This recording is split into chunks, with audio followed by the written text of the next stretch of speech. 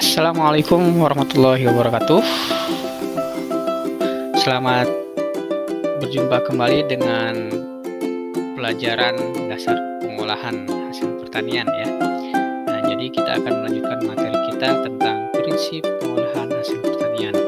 Pada pertemuan sebelumnya sudah kita bahas bahwa prinsip pengolahan bahan makanan itu ada 5 ya. Yang pertama, pengolahan secara mekanis, kemudian yang kedua pengolahan secara fisis, yang ketiga pengolahan secara kimiawi, dan hari ini kita akan melanjutkan dengan prinsip pengolahan yang keempat, yaitu pengolahan secara mikrobiologis.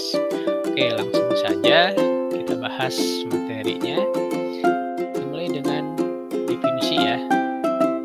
Jadi yang dimaksud dengan pengolahan mikrobiologis itu adalah semua jenis pengolahan makanan dengan menggunakan cara yaitu kita menemukan mikroba dalam bahan pangan tersebut. Mikrobanya bisa berupa bakteri, bisa berupa kafir, ataupun bisa juga berupa jamur. Ya, jadi prinsipnya kita menambahkan mikroba dalam bahan makanan kita sehingga mikrobanya tumbuh pada makanan tersebut, kemudian melakukan proses fermentasi.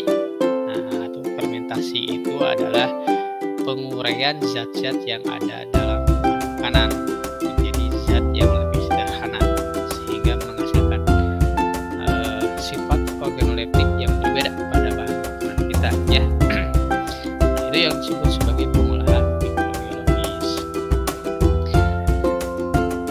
Nah, tadi disebutkan bahwa pengolahan mikrobiologis itu kan menambahkan bakteri, kafir atau jamur.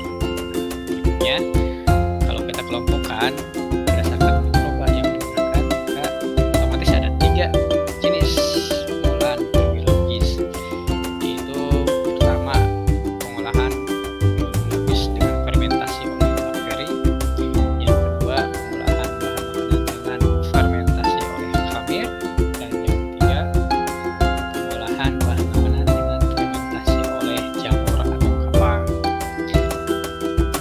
Kita bahas yang pertama ya.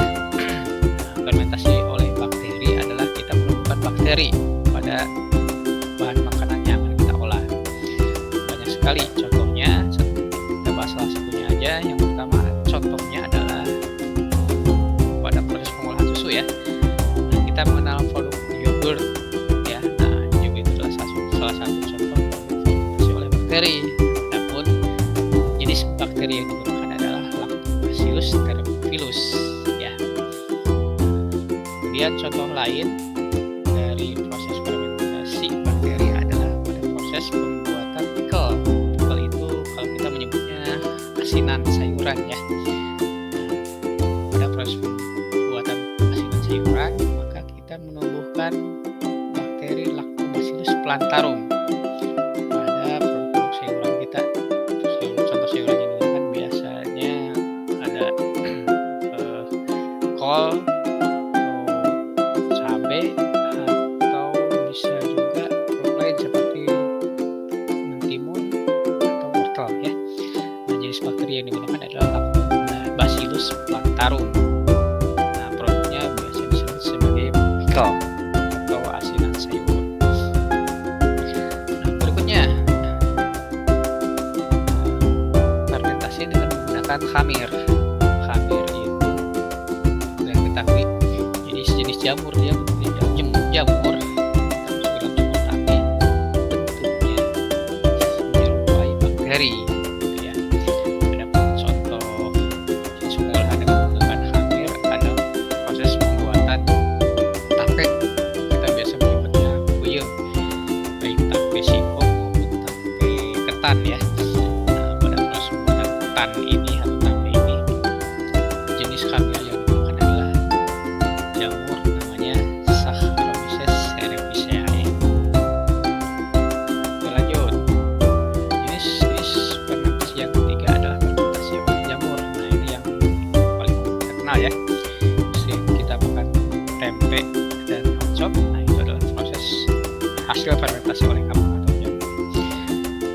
Nah, fermentasi kedelai menghasilkan tempe,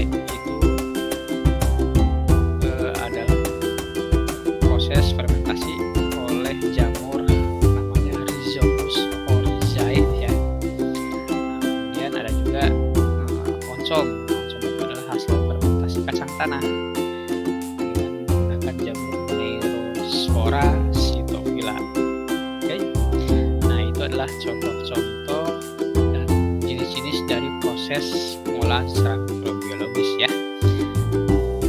Baik, sementara itu saja materi yang kita bahas untuk pertemuan hari ini. Pertemuan berikutnya kita akan mencoba bahas lebih jauh